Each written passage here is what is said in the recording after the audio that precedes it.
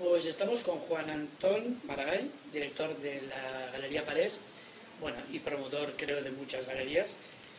Buenas tardes, esto es una entrevista para MAM BCN. Si bien es obvio qué es la Galería Parés, pero sí, si nos pudiera hacer un mini resumen, ¿qué es la Galería Parés y qué significa en Barcelona? La Galería Parés es la galería de arte más antigua de España. Se creó en 1877, la creó el señor Joan Baptista Parés. Era un momento emergente de la burguesía catalana y también de la pintura catalana. Estaba en puertas el surgimiento del modernismo en la pintura y en la arquitectura en Cataluña. Y teníamos también artistas, digamos, de generaciones algo anteriores que tuvieron un nivel realmente importante.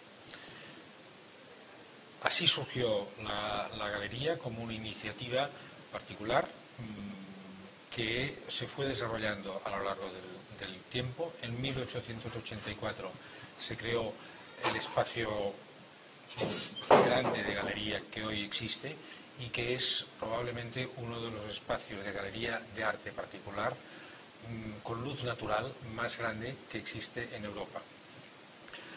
La galería tiene 3 espacios de exposición en los cuales combinamos 3 calendarios independientes.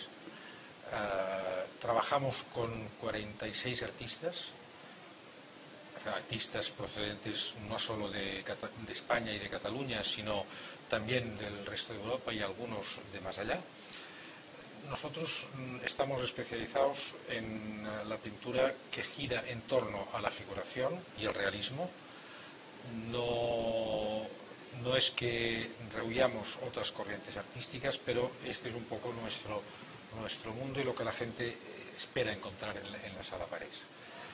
Por la Sala Parés han pasado lo bueno y mejor de los artistas catalanes en finales del siglo XIX y principios del siglo XX. En el año 1925 mi padre y mi tío adquirieron por traspaso la galería del señor Parés y empezaron una etapa nueva, una etapa que consistía básicamente en recuperar artistas catalanes y españoles que estaban en aquel momento viviendo en París y trabajando con galerías en París. El arte catalán y español en torno al final del siglo XIX y principios del XX, prácticamente hasta la Guerra Civil, establece un puente muy estrecho entre París y Barcelona. Los artistas van y vienen y pasan temporadas largas en París y luego vuelven a ir. Prácticamente lo más significativo del arte catalán se gesta entre París y Barcelona. La galería tuvo una etapa de florecimiento importante a nivel artístico en los años inmediatos a la Guerra Civil. Y luego, a partir de la guerra, no solamente cultiva la obra y promueve la obra de los artistas que tenía vinculados, estamos hablando de Manolo Hugué, de Togores, de Montpou, de Sisquella, de Amat, de tantos otros, ¿no?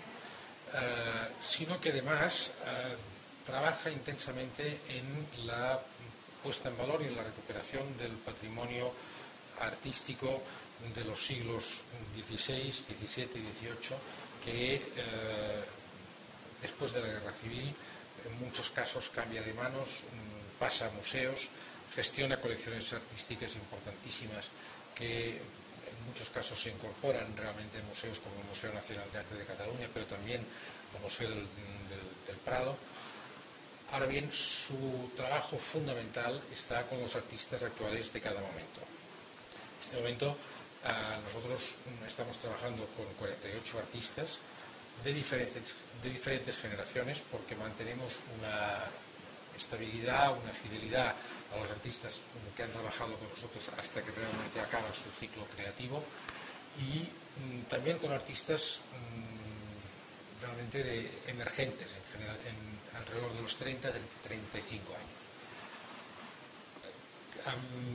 Cuando yo tomé las riendas de la galería, después de que mi padre ya se empezara a retirar a mitad de los años 80, realmente me propuse incrementar el volumen de nuestra propuesta artística en cantidad y en calidad.